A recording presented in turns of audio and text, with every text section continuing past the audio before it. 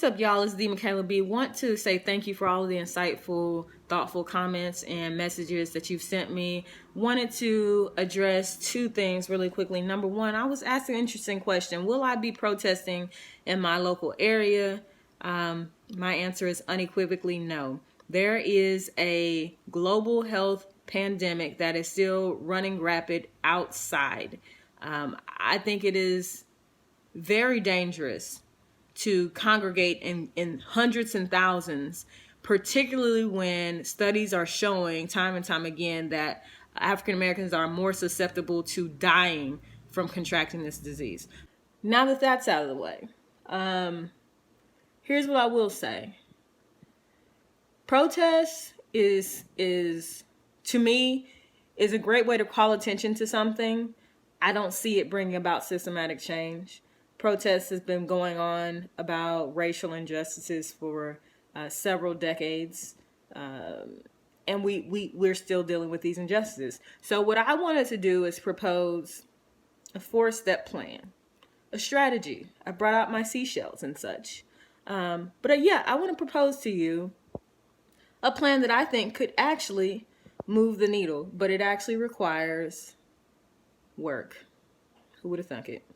Step number one, all of the passionate, good-hearted, high-integrity individuals who want to see a change, are invested in your communities and plan to live there for an extended period of time. My suggestion is that you, if you have that flexibility in your career, why don't you transition careers and apply to become a part of the police academy? You can become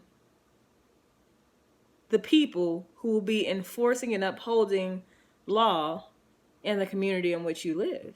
And if swaths of qualified, which we know the qualifications are not super high, but swaths of qualified individuals apply to be police officers, it is going to change the percentage of bad cops to good cops, right? So that's number one. Number two, all of the politically savvy individuals who just have a knack for all things politics, voting, how laws and legal things work, I need a cohort of you to partner with a cohort of technologically savvy individuals to create a for us, by us website that outlines specifically when are the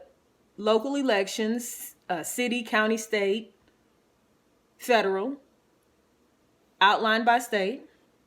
What are the criteria to be eligible to vote in that particular area?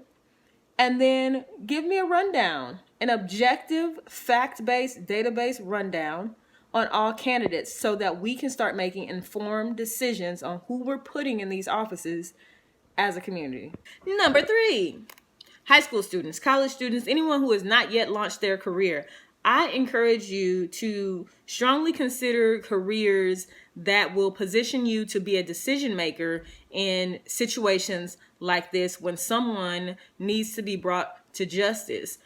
So whether that is attorneys, whether that is people that are on a path to become elected officials like a county commissioner or such. Maybe you need to study political science or public affairs. Whatever it is, I need you to get on that path now. It takes a while to become a judge. You can't piddle paddle in your career and then go to law school 1,000 years later after you've worked here, there, and everywhere. So strongly consider, young people, the career choices you're going to make and realize you can make money, but you can also make a difference.